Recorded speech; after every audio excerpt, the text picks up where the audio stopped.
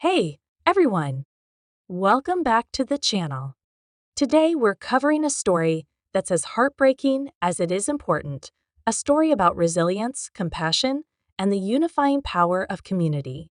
King Charles has just made a poignant visit to Southport, where a tragic event last month shook the entire nation.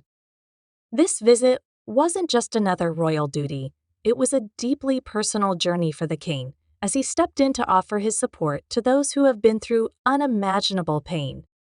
But before we get into the full details, make sure you hit that subscribe button and turn on notifications so you never miss an update from us. We cover everything from the latest royal news to in-depth analysis of the events that shape our world. Trust me, you don't want to miss out. All right, let's get into it.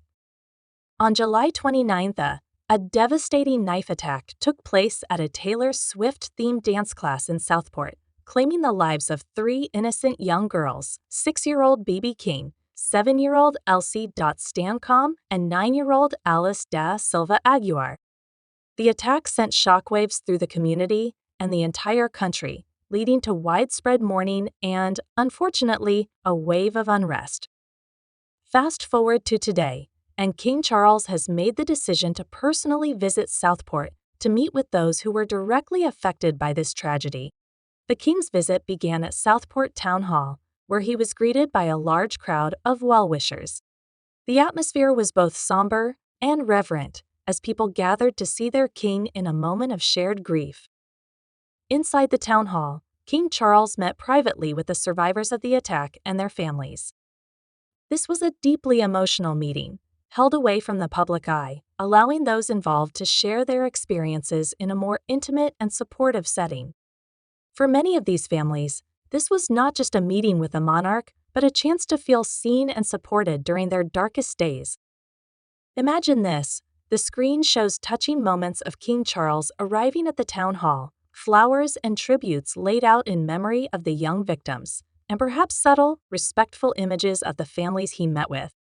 The visuals would really drive home the gravity of the situation and the king's compassion. Following his time at the town hall, King Charles proceeded to Southport Community Fire Station. Here, he met with the heroes of that tragic day, the emergency service workers who responded to the initial attack and dealt with the aftermath, including the violent unrest that unfortunately followed. The king listened to their stories, expressing his gratitude for their bravery and dedication during such a challenging time. But this visit wasn't just about looking back, it was also about looking forward. King Charles has long been a proponent of interfaith dialogue and community cohesion, and today's visit was no different. At the fire station, he engaged with local faith leaders and community representatives, reinforcing his commitment to fostering unity and understanding among different groups.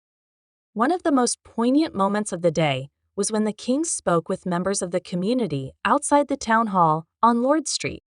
Despite the tragedy that brought them together, there was a sense of solidarity in the air.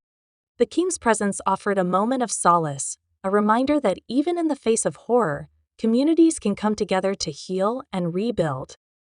And the king's efforts won't stop here.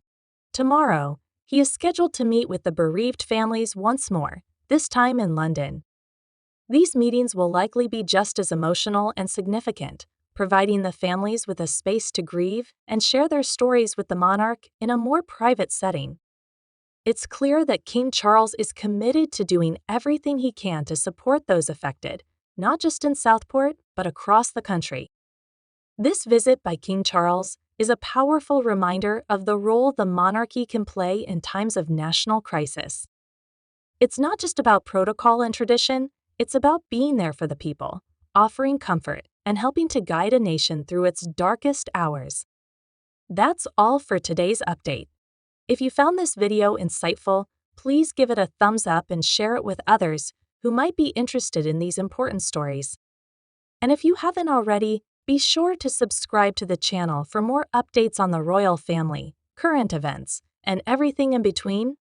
Thanks for watching, and as always, stay safe and take care.